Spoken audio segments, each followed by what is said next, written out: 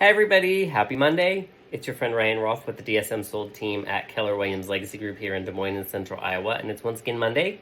So you know what that means? It's time for Monday Market Update. So let's jump in and talk about what is happening in the real estate space as we move later into July. Pretty soon, it'll be time for the state fair and school starting, Labor Day. We've still got a little bit of time before those things happen, and yet that's when we tend to see a little bit of a slowdown around the state fair of real estate movings. And then after school gets back into session, as we get past Labor Day, we tend to have a kind of a fall uptick. So we're still a little bit of ways away from that. We're still in the summer season, of course. So let's talk about what is going on right now. Today, we're going to be talking about what areas have the most listings in the Des Moines metro area, and then also where we're seeing the most pending. So first up, of course, if you can guess, we've got a couple larger suburbs that are certainly highly desirable areas for folks to move into. So Ankeny is actually has the highest number of available listings in their 2 zip codes. Waukee is second, and Waukee's only got 1 zip code. So if you looked at it by zip code, Waukee looks like it's got the most listings, and yet Ankeny in their 2 zip codes has more listings available than Waukee.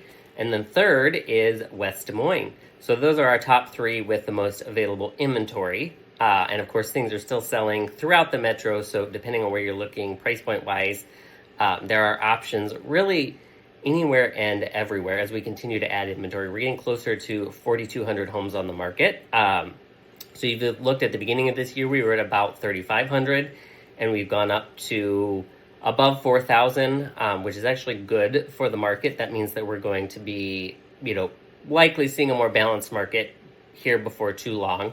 Still, some of the lower price points will maintain being in the seller's market, and then above that, we may see some move into more of an even or even a buyer's market. And yet overall, if we're looking at the market as a total, we will likely see everything, the market itself become balanced, meaning it would favor both buyers and sellers. So of course, if you've got questions on what that means, feel free to reach out. Happy to chat through that and explain more specifically based on area, zip code, price point, you name it, on what that means and what that looks like.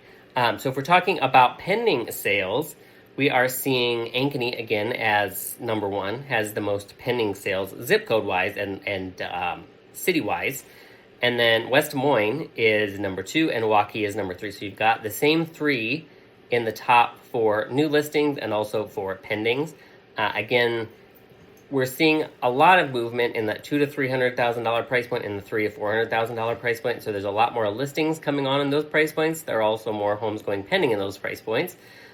So pricing and presentation, those things are key if you're listing to make sure that you're standing out against your competition. And versus previous years where we were maybe really looking at, okay, what's sold and what's the number that we can list your home at that's going to make sure that it sells.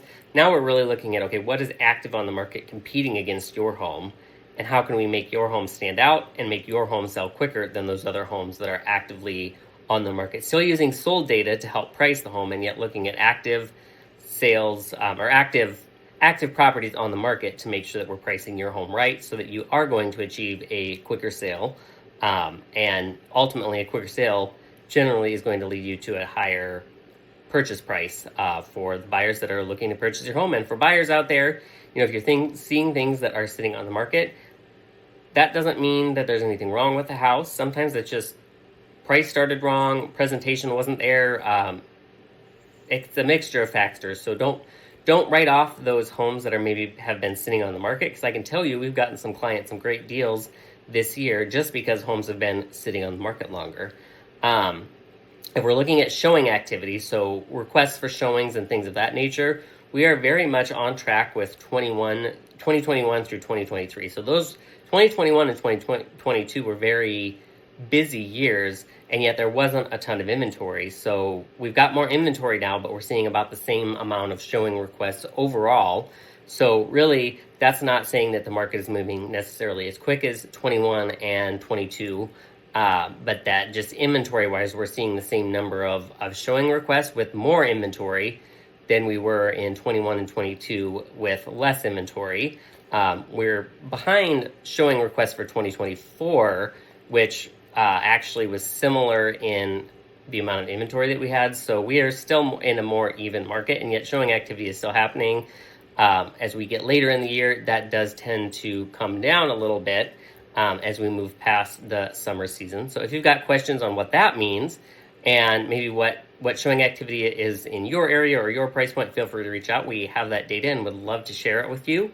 And without further ado, we'll end today with a weekend update. So we saw 218 new homes come on the market. 141 homes went into pending or under contract status, and 119 homes sold and closed. So thanks everybody for watching.